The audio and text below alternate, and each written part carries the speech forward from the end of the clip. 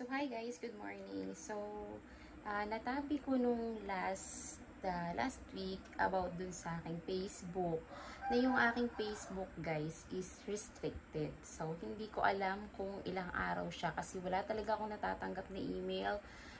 May na-post kasi ako sa page ko na hindi ko naman pag-aari. So, dun sa aking post na yon, so credit ko naman dun sa owner, kaso hindi pa rin talaga. So, na-restricted pa rin ako dun. So, ang nangyari, ang magsasuffer nung aking post na yun is yung aking main account. So, yung aking page okay lang naman, nasa search pa, searchable, pero yung aking main FB, so hindi na talaga siya searchable. So, Facebook user na yung aking name.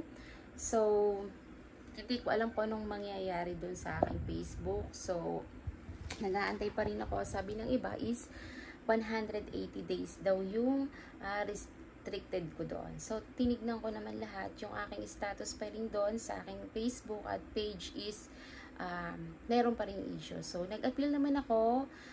So, nag-report naman ako sa kanila. So, wala pa namang feedback. Wala pa naman ako nare-receive sa aking email. Kasi nga, yung aking email nung nakalagay doon is hindi ko mabuksan. So, yung aking isa, naglagay ulit ako ng bagong email. So, titignan ko kung ako ay makaka-receive ulit galing sa kanila. At sana naman hopefully maayos na yung aking main.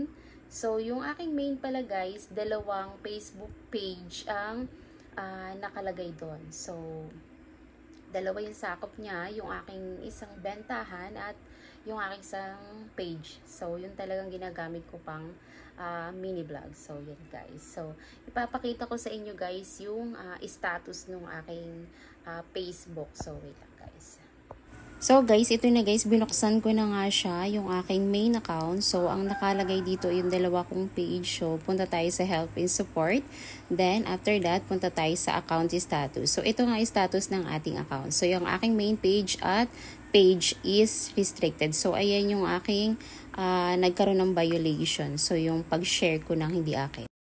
Guys, kung kayo ay mag-share, kahit pa may credit yan, or something na ganyan, please, wag nyo na i-share para hindi ma-violation ang inyong mga accounts. So, sayang din naman kasi guys, kasi yung aking main account is helpful din yun sa akin, lalo na sa mga business ko. So, yun lang talaga guys, ang pinakaano ko.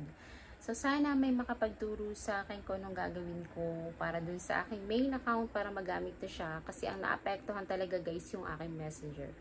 So, yung aking messenger is unable to receive talaga ako guys. If nasa international ka naman, makaka-receive ako back and forth. But, pag ikay nandito sa Pilipinas, hindi talaga ako nakaka-receive.